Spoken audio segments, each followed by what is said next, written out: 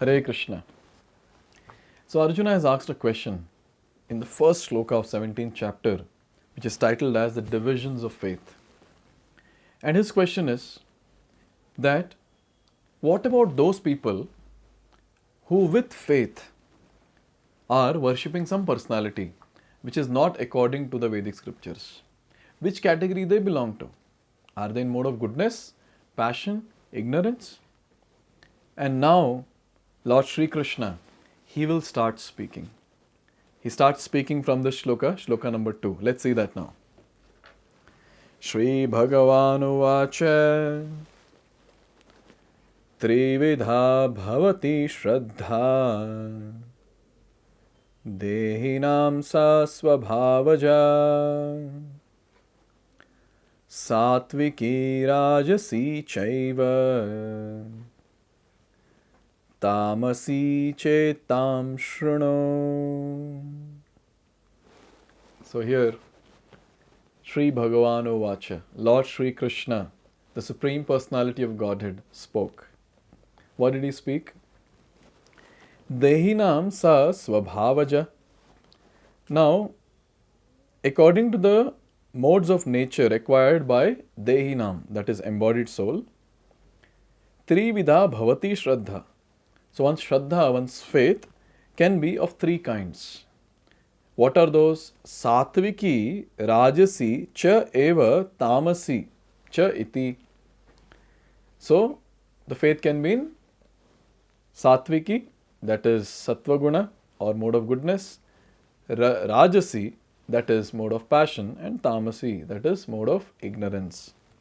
And Krishna is adding something very important. He says, Tam Shruno. Now hear about this. Now Krishna is going to start speaking about this very important topic. Faith in mode of goodness, passion and ignorance. Here it is said, those who know the rules and regulations of the scriptures but out of laziness or indolence give up following these rules and regulations are governed by the 3 modes of material nature. So see, one thing we have to understand is, when we follow Vedic scriptures and we live by the Vedic scriptures, live by Bhagavad Gita, what happens? We go beyond the 3 modes of material nature. Because the person gets situated on the spiritual platform. And the 3 modes of material nature will act on the material platform. So the person will not get affected. If he is on the spiritual platform, he will not get affected by the material modes. So here it is said, those people who don't follow scriptures and who do things according to their own imagination, they are bound by the 3 modes of material nature. According to the association of the living entity with the different modes of nature has been going on perpetually. Since the living entity is in contact with the material nature, he acquires different types of mentality according to his association with the material modes. So we saw this, chapter 14. Karanam guna sangasya sad asad yoni janmasu. Now see, this is a very important point to note.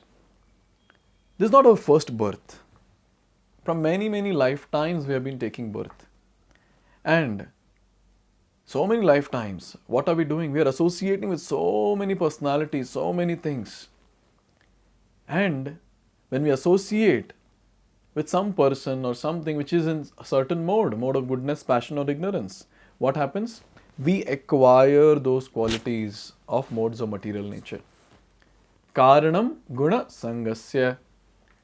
So just by sangha, we acquire those modes of material nature. So that's how we see, right from birth, a person has got a different behavior altogether. We cannot predict the behavior of the person. Unique, different. That's how the behavior will be. So in this way we understand that from past life, the person has acquired different qualities, and that's what is manifested now in the current life also. So it is said here, according to their previous activities in the mode of goodness, passion or ignorance, they acquire a nature which is of a specific quality. So they have a nature already and it's of a specific quality. Now here it is said, The conclusion is that blind faith in a particular mode of nature cannot help a person become elevated to the perfectional stage. So we cannot just do things blindly. So in the mode of goodness, the mind will act in certain way. Mode of passion, it will act in certain way. Mode of ignorance, it will act in certain way. Say the person has rejected the scriptures and trying to do according to the mindset. So it's like blindly following the mind which is in three modes of material nature.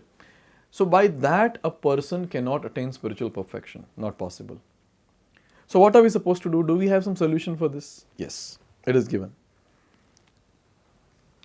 But this nature can be changed if one associates with a bona fide spiritual master and abides by his rules and scriptures. Gradually one can change his position from ignorance to goodness or from passion to goodness. Very simple. We go and approach a bona fide spiritual personality, a guru, and he, with his power of spiritual practice, helps the disciple to understand various things and pulls him up. Even if he is in the mode of ignorance, he can be pulled directly to goodness. But then it's but obvious from passion he can be pulled to goodness. So in this way, a bona fide spiritual master, an external person who is elevated in the spiritual consciousness, such a person can pull us up. So it is said that one has to consider things carefully with intelligence in the association of a bona fide spiritual master. Thus one can change his position to a higher mode of nature. See, if we are stuck in ignorance, it doesn't mean that full life we are going to be stuck in ignorance. Choice is ours. And if we want to change, we have to associate with a personality who is elevated in the spiritual consciousness.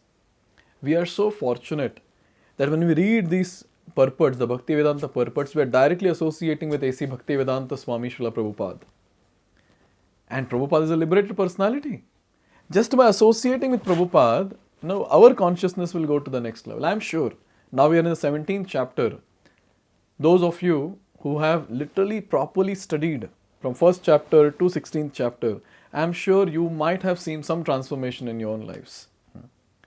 In fact, I would like to know, if possible, please put it in the comment section. What transformations have you seen in your own life by associating with the purports of Srila Prabhupada? And that will inspire others also. They will also start reading Srila Prabhupada's purports. So, this is a very important point that we have to associate with people who are practicing spirituality, and especially the ones who are elevated in the spiritual consciousness. So here comes the importance of the association of devotees. So more we take the association of devotees, more we get elevated in devotional service. So Krishna is saying, Tam Shrunu. O Arjuna, please hear. What to hear? That we will see in the next video that is spoken in the next shloka. Hare Krishna.